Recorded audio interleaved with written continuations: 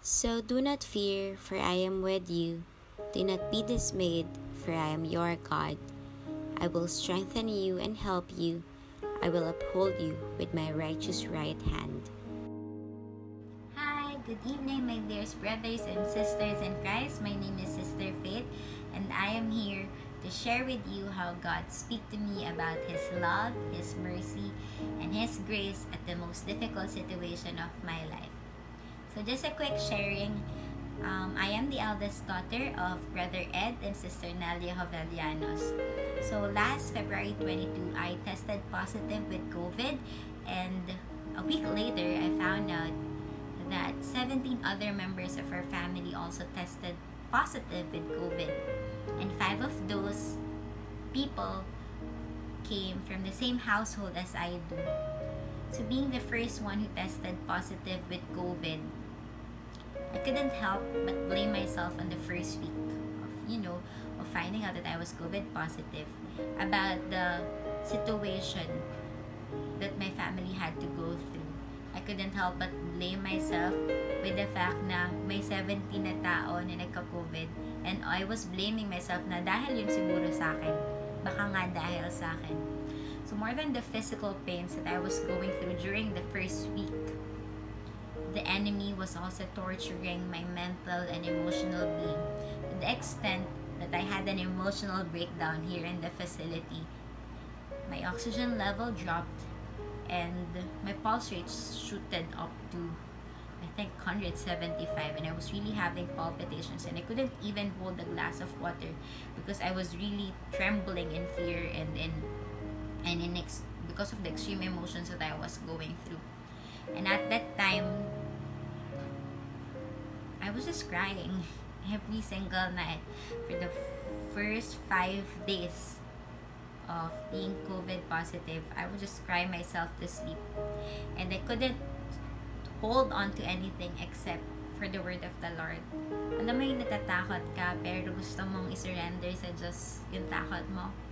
That was exactly what I was feeling that time, especially when I was being gotten by the ambulance, because I was the first one who was gotten by the ambulance, and sobrang takot ako kasi the sight and the thought of seeing an ambulance already scares me, and never in my life have I imagined getting inside an ambulance. And that thought na pag sumakay ako ng ambulansya, makikita ko pa ba yung family ko? Magiging abo ba ako? So, a lot of things are running inside my head, and a lot of fear are starting to get into my being that time. Ayun. Hi guys. Andyan na daw yung magsusundo sa akin. So, I wasn't really prepared. Like, they called me this before lunch, and then I thought they're gonna pick me up around dinner pa, or like tomorrow morning. And then I wasn't, preparing anything yet. I was just about to start preparing something, and then they called me that the ambulance is already outside.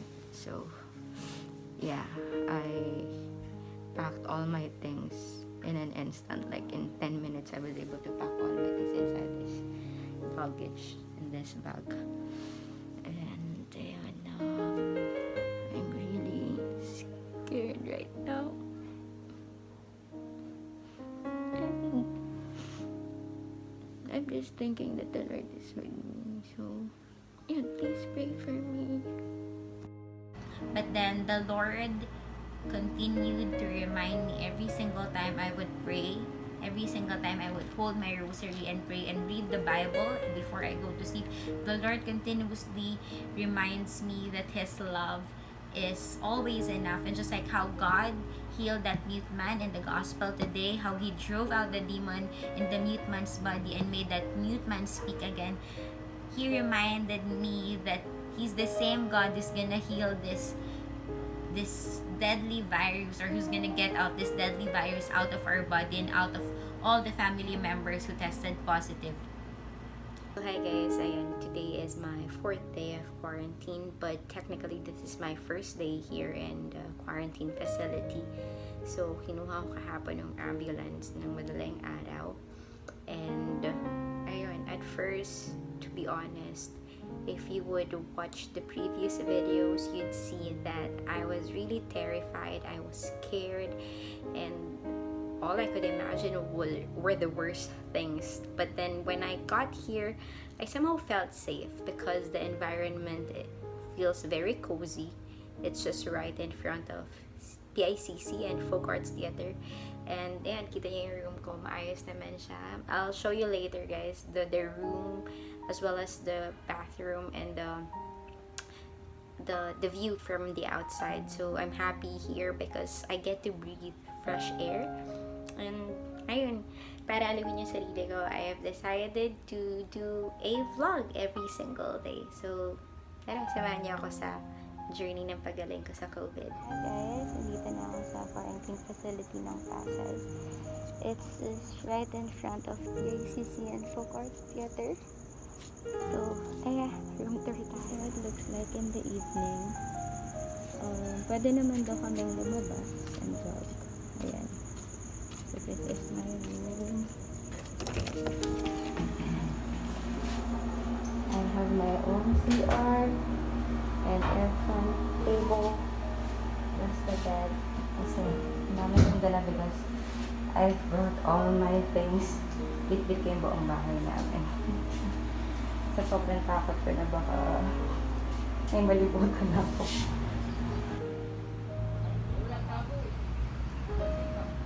Guys, good morning. Today is my second day of quarantine here. And I'm eating my breakfast right now, which is adobo. And then after this, I'll go to the nurse station because last night I was kind of having a hard time breathing. So the nurse told me to visit the nurse station so that they could check my BP and my oxygen level. I hope everything goes well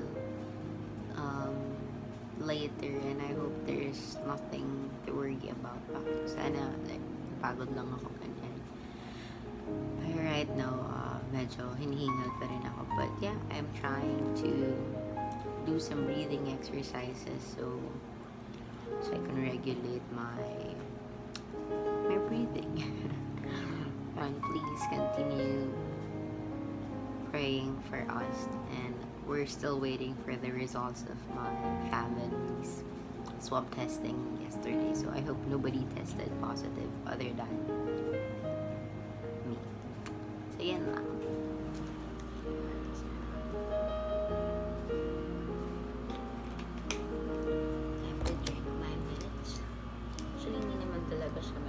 More like vitamins to help me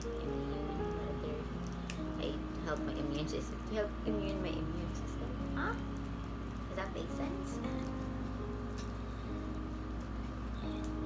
I drink on this every morning, and you sign up after eating breakfast. And in the evening, I drink Immunopro, and you sign up ulit.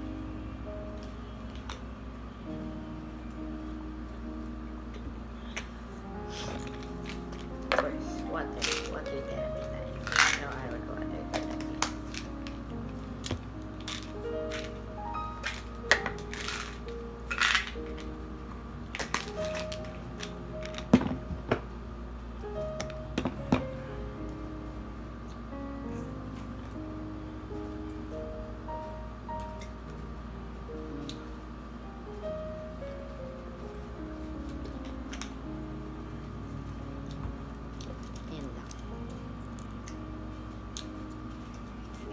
After how many days of being alone in the quarantine facility, I don't know if this is a good news kasi hindi ko naman gusto na mag-positive sila, but I'm happy that I'm staying with my parents already. There they are, and my brother.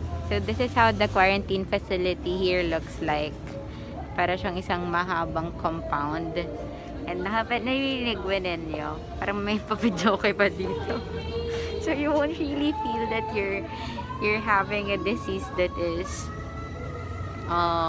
that is causing the lives of so many people. Kasi kita mo talaga na yung mga tao dito, despite what we're going through, they really try to make themselves happy. So, yan lang. I hope na sa susunod kong mga i-share na videos with you guys, malaya na kaming lahat from the quarantine. Yan lang. See you guys. Bye! And true enough, my dearest brothers and sisters in Christ, after 17 days of having myself quarantined, this morning I received the good news that the doctor will just check us up tomorrow to see if we can already go home. My mom, my brother, and I, if we could already go home. And to make things better, out of the 17 people who tested positive, 12 have already recovered, and it's only 5 of us who are still here right now, and 3 of us are possibly or could be possibly going home tomorrow, and 2 na lang yung natitira. And I know na Diyos ang gumalaw nun. And my worry when it comes to finances, paano yung gamot, paano yung pagkain, paano yung titirahan namin, paano kayo mag-isolate, the Lord also made way for that as He used so many people from this community to our friends, to our family members who supported us and who generously donated every single thing that we need, from the food that we're going to eat, to the medicines, to the vitamins that we need, and even the facility. We've been placed in a very good facility wherein nurses are just very kind and very approachable, and we've been given every single thing that we need. And I know that it's the Lord who made all these things possible. And if before my question was, Lord, bakit kami? Why do we have to go through this pain? Why do we have to go through this struggle? As I'm making this video, the Lord answered my question. Anak, I didn't give you that problem 3 weeks ago because wala lang, but I entrusted you this problem because of this very sole purpose, because I know that test is going to be a testimony to so many people that my grace and my love is always enough. And so if you're in a difficult situation right now, probably in a tougher situation than what we're going through, I pray that the Lord will speak to your life as well, and I pray that you'll continue holding on to your faith in the Lord, because His love will never fail us. His love will always be more than enough to overcome any sickness, any evil things, and He's a God who can surely turn all things, not just the good things, but even the bad things, for our good. And ayun lang po, maraming salamat po sa lahat na nagdadasal para sa aming pamilya, sa lahat na nagpadala ng tulong, financially, morally, and even sa mga donations po na pinapadala ninyo na pagkain. Maraming salamat po sa inyong lahat. And I pray that the Lord will bless all of you mightily. And for that, may God be praised. God bless everyone, and good night po. Thank you, Dok. Salamat. Huling lunch ka na dito sa facility. Thanks, Mayor Emmy. Today is my last lunch here. Thank you, nurse. Thank you po. Bye-bye. Bye, friends! Bye-bye! Graduate na ako! Bye-bye. Uy! Bye-bye, Mika! Bye, Kissy Cap! Tsaka si Kuya Marv. Uy, mainit! Bye-bye! Bye-bye, Cap! Ayun sila. Hoy, Kap, maghatid ka naman. Kap pa naman. Sige. Bye, Kuya! Si Kuya Marv, tulog na, hindi na bye. Eviction night na. Eviction! Alam ka na kay Doc. Bye-bye! Uwi na sila. Bye-bye! Uwi na kami! Tananan! Tananan! Tananan!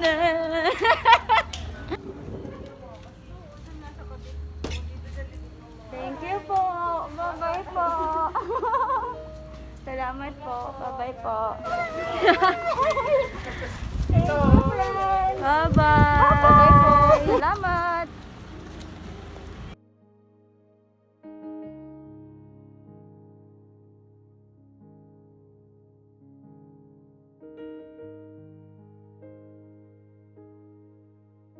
Hi, Miss Journey. Thank you po.